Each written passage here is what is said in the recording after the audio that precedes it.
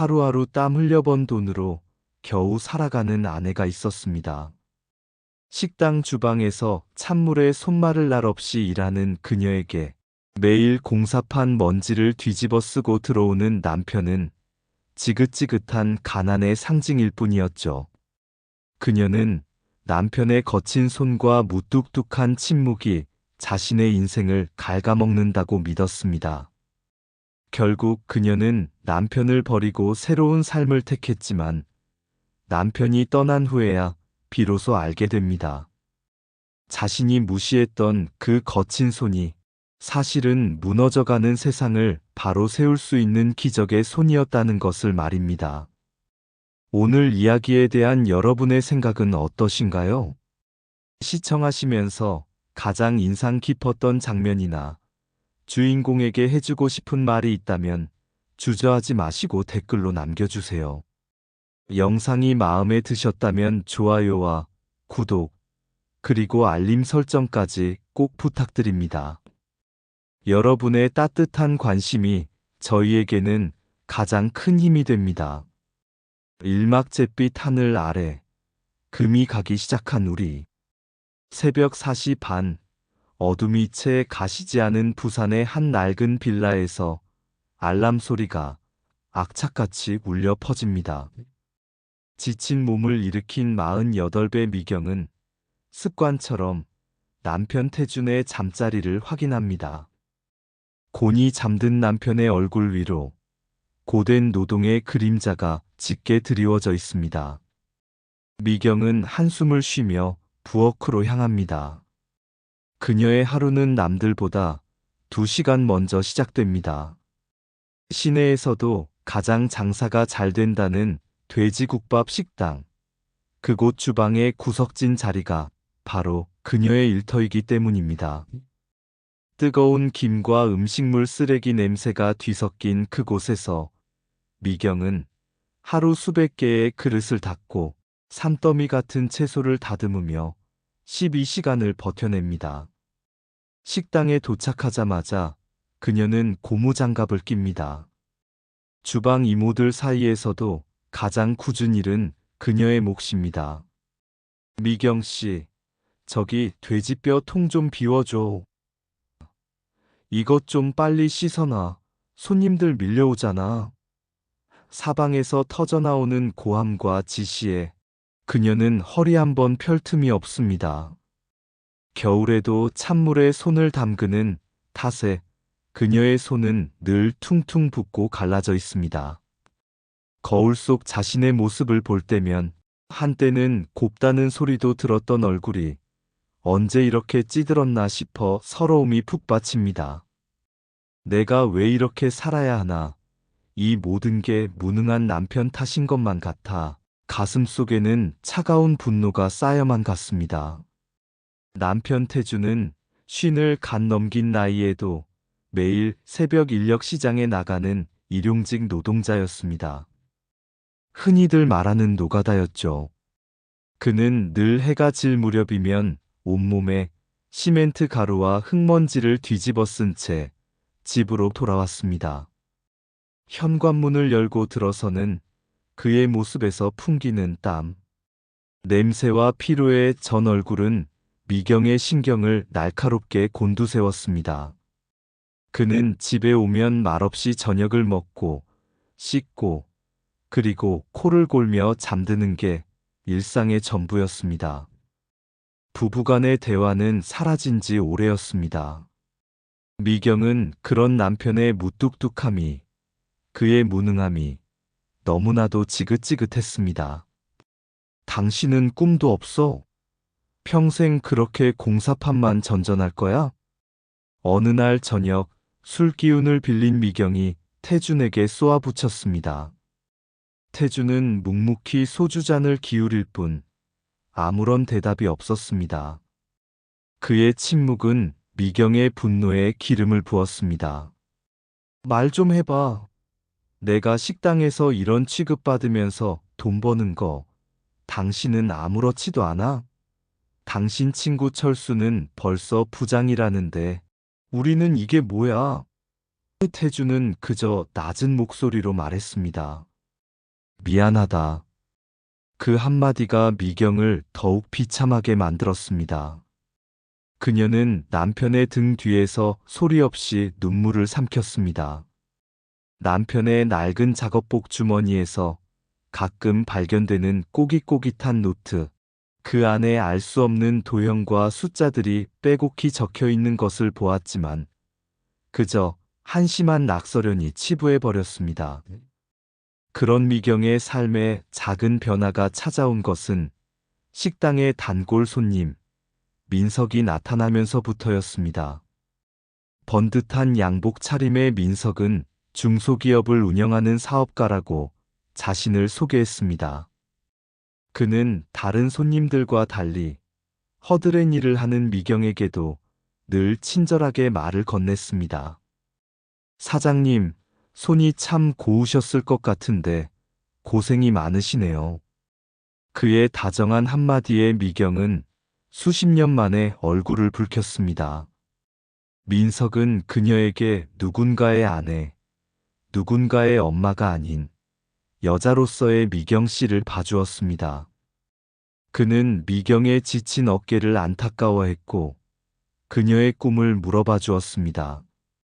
저도 예전에는 작은 옷가게를 하는 게 꿈이었어요. 미경의 말에 민석은 반짝이는 눈으로 답했습니다. 충분히 하실 수 있죠. 미경 씨 같은 분은 어딜 가도 성공하실 겁니다. 민석과의 만남이 잦아질수록 미경의 마음은 태준에게서 멀어져 갔습니다. 민석의 깔끔한 손과 태준의 투박하고 갈라진 손이 자꾸만 비교되었습니다. 민석이 속삭이는 달콤한 미래와 태준이 지고 돌아오는 고된 현실의 무게가 너무나도 달랐습니다. 민석은 그녀에게 자신의 회사 격리직을 제안하며 더 이상 굳은 일은 하지 않아도 된다고 유혹했습니다. 그 유혹은 거부하기 힘든 것이었습니다. 그때 정말 모든 걸 포기하고 싶었습니다. 남편이라는 굴레를 벗어던지고 싶었어요. 어느 날 밤, 민석이 운전하는 고급 승용차를 타고 돌아오는 길, 미경은 결심을 굳혔습니다. 차에서 내리기 전 민석은 그녀의 손을 잡고 부드럽게 입을 맞췄습니다. 그 짜릿한 감촉에 미경은 온몸이 떨렸습니다. 집에 돌아오자 태주는 늦은 시간까지 그녀를 기다리고 있었습니다. 식탁 위에는 그녀가 좋아하는 김치찌개가 끓고 있었습니다. 하지만 그 따뜻함이 이제는 구속처럼 느껴졌습니다. 미경은 차가운 목소리로 말했습니다. 나 당신이랑 더는 못 살겠어.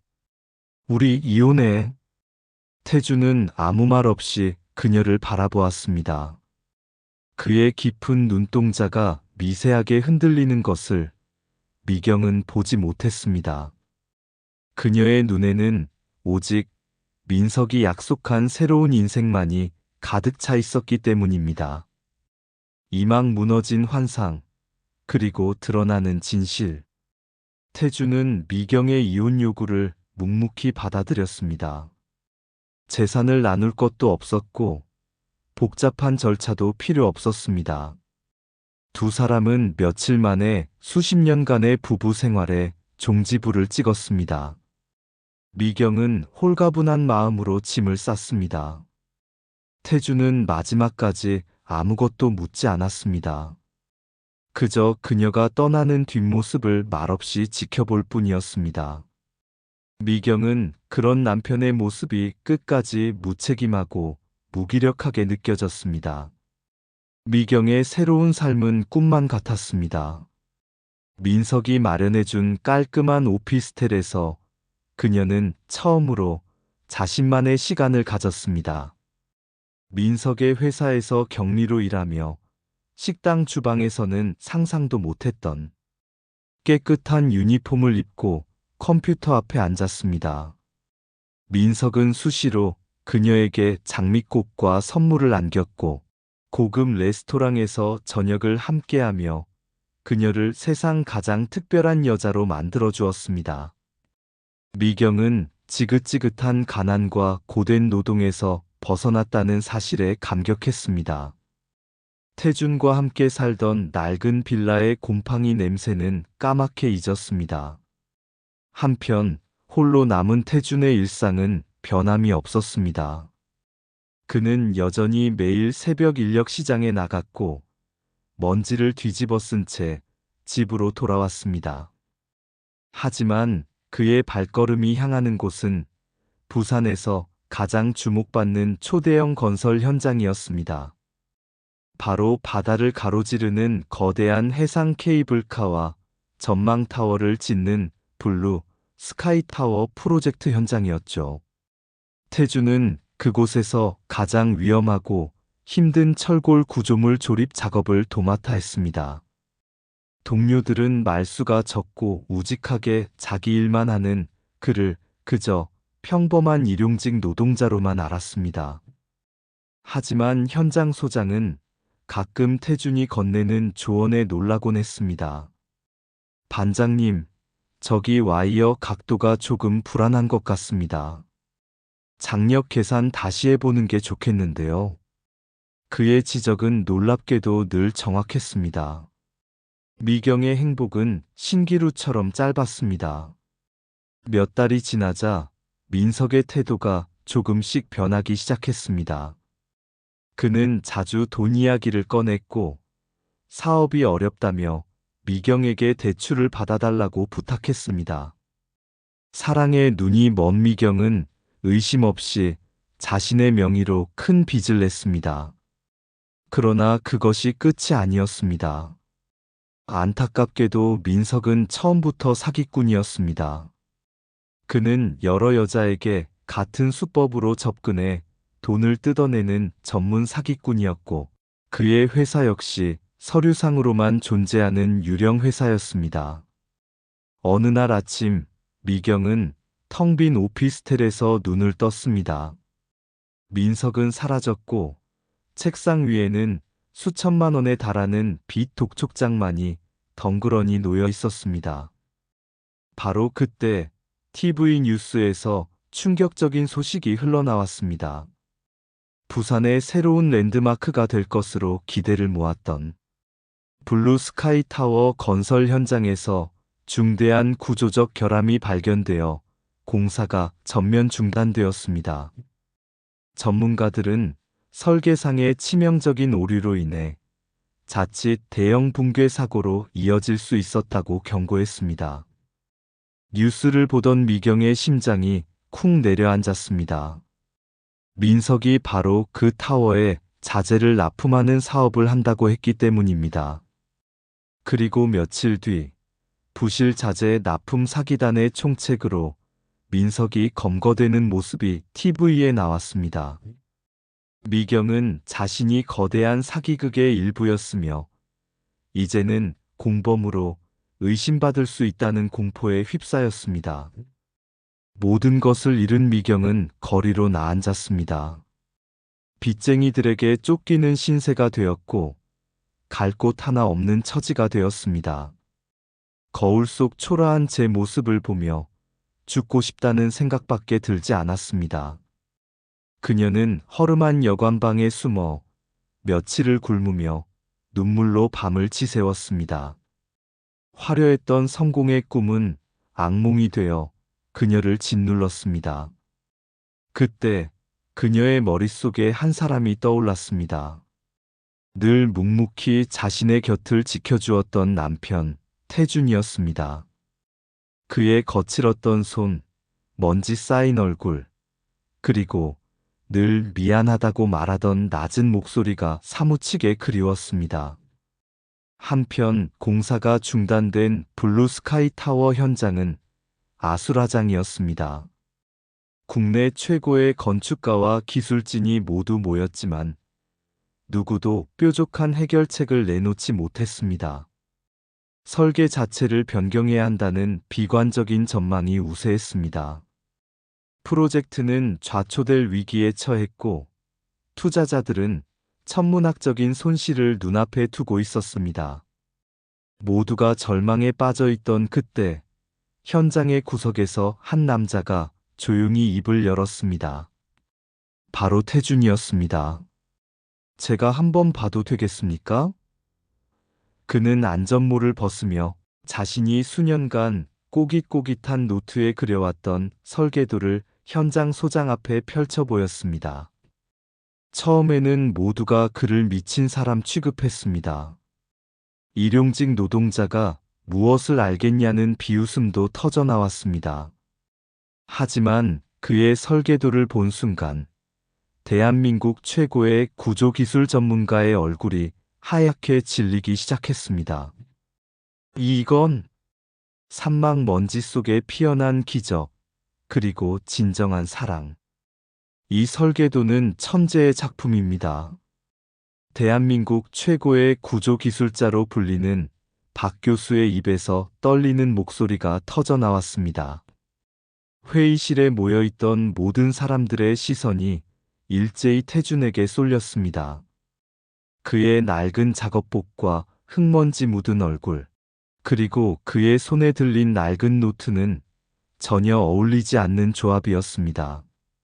하지만 노트에 그려진 수백 개의 선과 숫자로 이루어진 설계도는 그 어떤 컴퓨터 프로그램보다 정교하고 완벽했습니다.